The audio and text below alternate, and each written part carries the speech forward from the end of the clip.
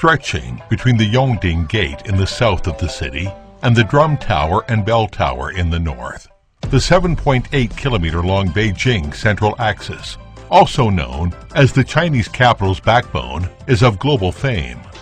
From the surrounding areas of the Forbidden City to the nearby communities, many time-honored brands whose food are intangible cultural heritage are located along this axis. Let's get on a gourmet tour of the Central Axis.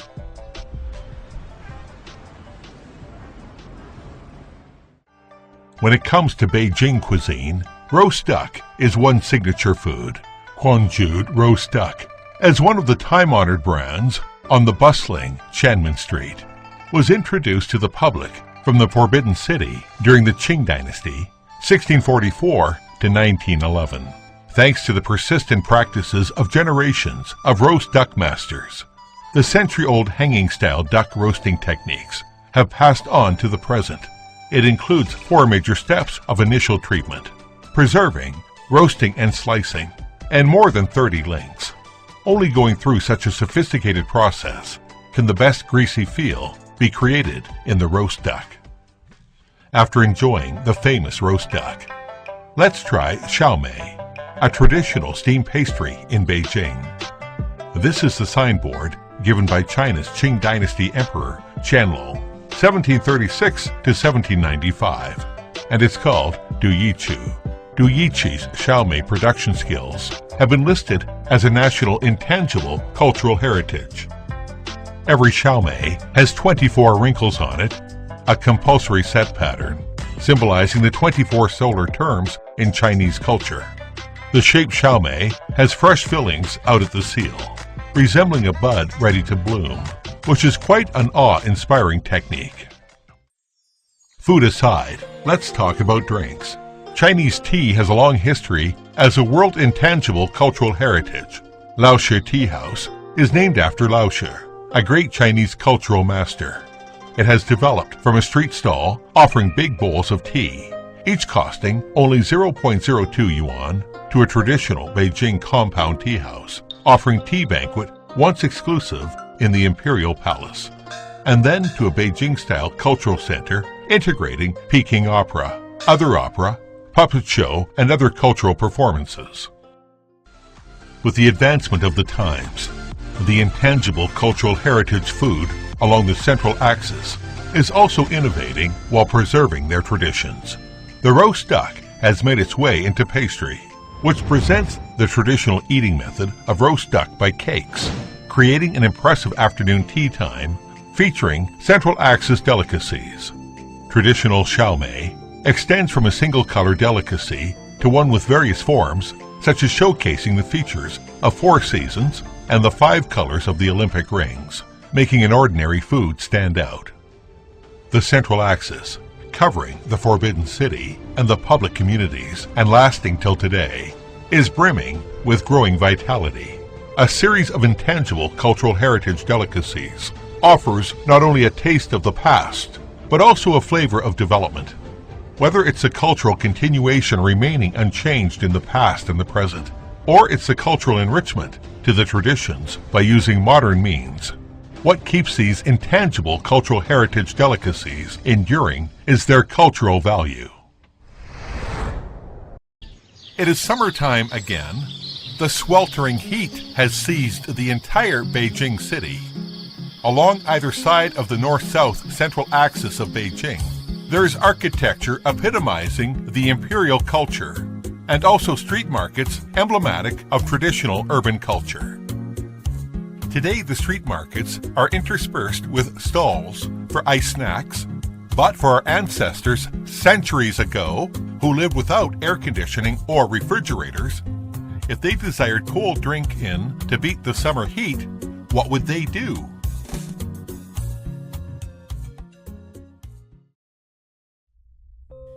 The fact is that there were indeed mysterious structures for storing ice in ancient times. In the Qing Dynasty, Beijing had a total of 18 official ice houses.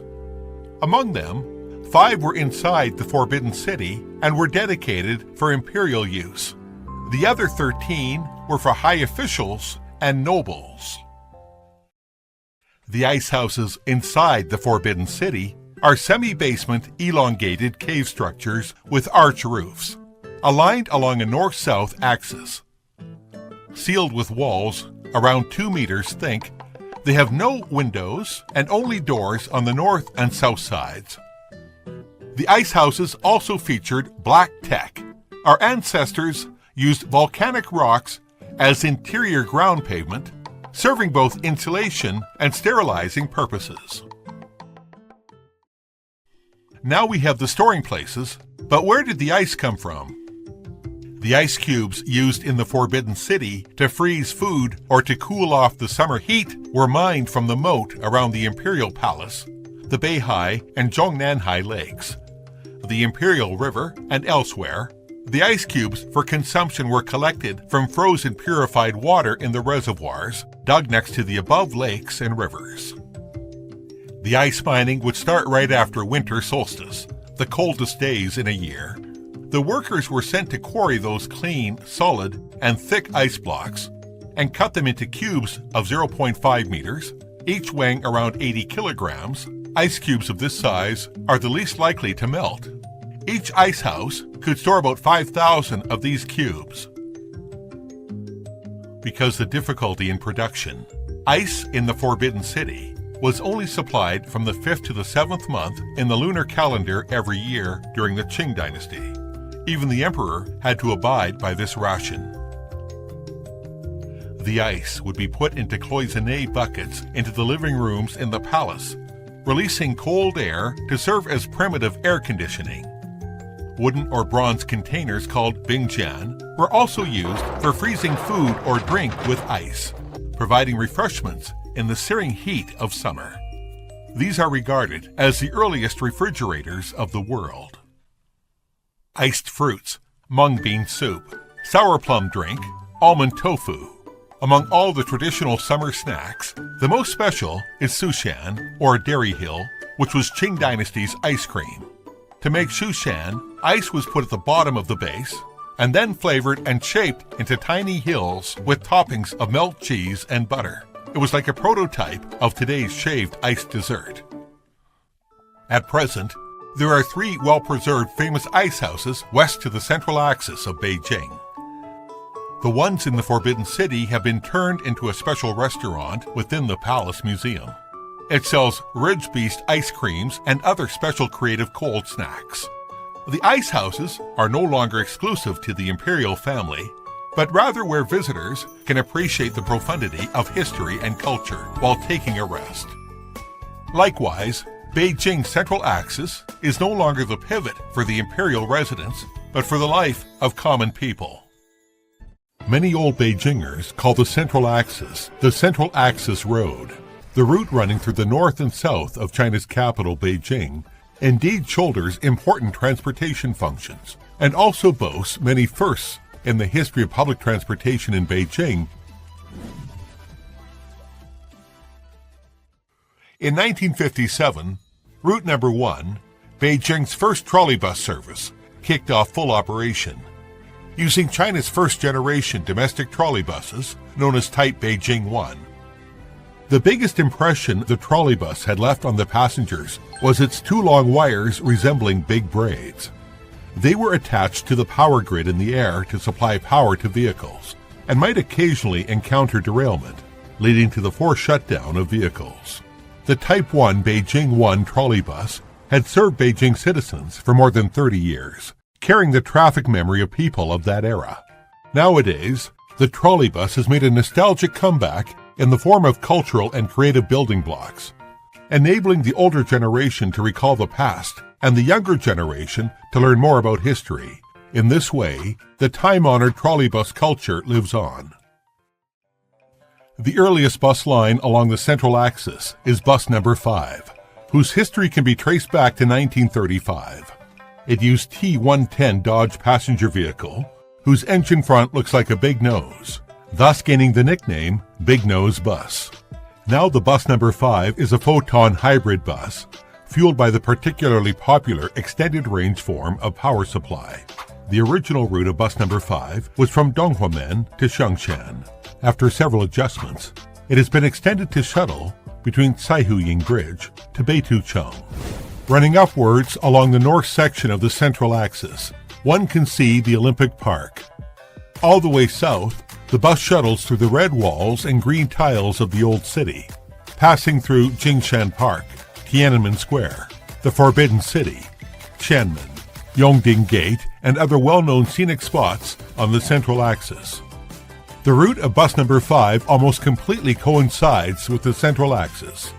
Thus, it's fair to call the ride the most scenic bus route along the Central Axis. Beijing's first BRT line also ran along the Central Axis. On December 25, 2004, the South Central Axis BRT Route 1 was completed and put into trial operation. BRT, known as a subway on the ground, greatly eases the traffic pressure in crowded areas, meeting the tourist demands for fast and convenient transportation. At the same time, BRT Line 1 has also become a window for promoting the Central Axis. Various promotional messages of the Central Axis are displayed in the carriage, bringing the cultural heritage closer to the daily life of ordinary people.